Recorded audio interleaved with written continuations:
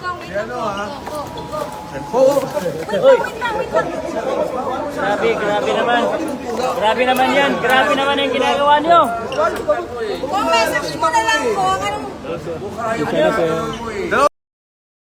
Yo mga kababayan, shout out sa ating lahat, no? Ayan, breaking news mga kababayan.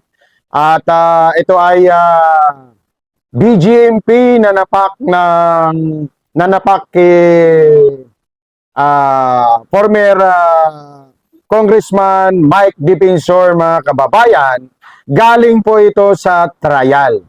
Okay? Bakit po biglang hinarang o sinapak?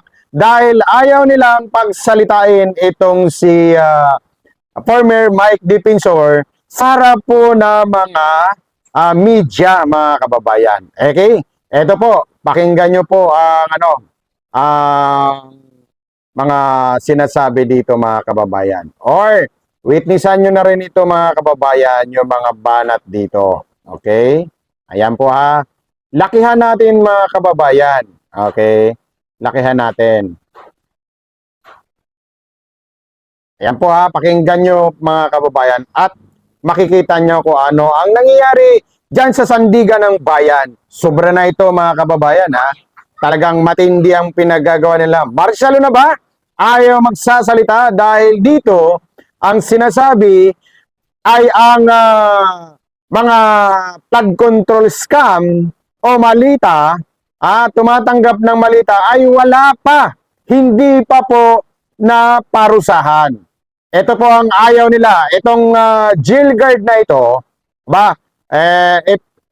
zoom natin yung mukha nito, mga kababayan. Okay? Ito. Hi, Sen.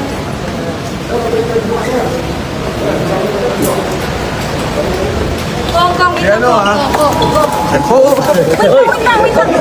Ayan, mga kababayan ha.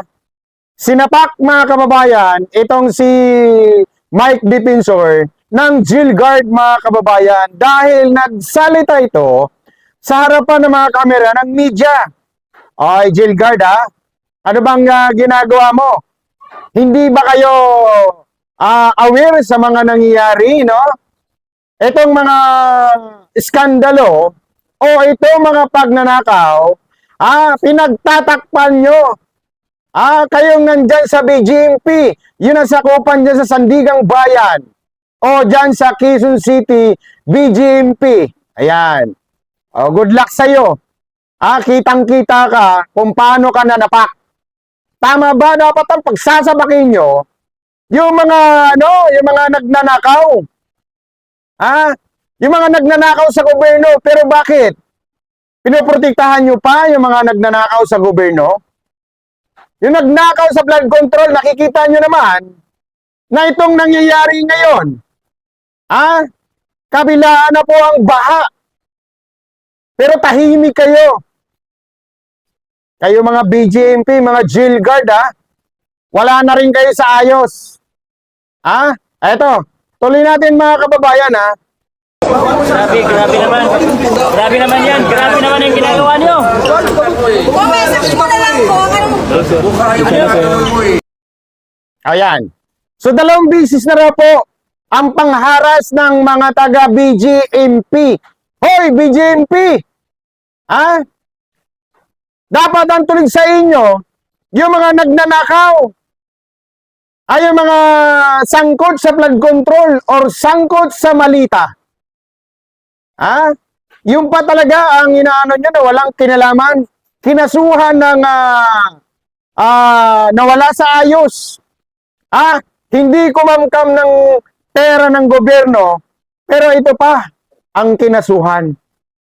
Ito pa ang tumulong sa isang tumakbo na senador, which is ito na ngayon, Senador Marcolita, tinulungan, pinunduhan, pero ito pa ang kinasuhan. Okay?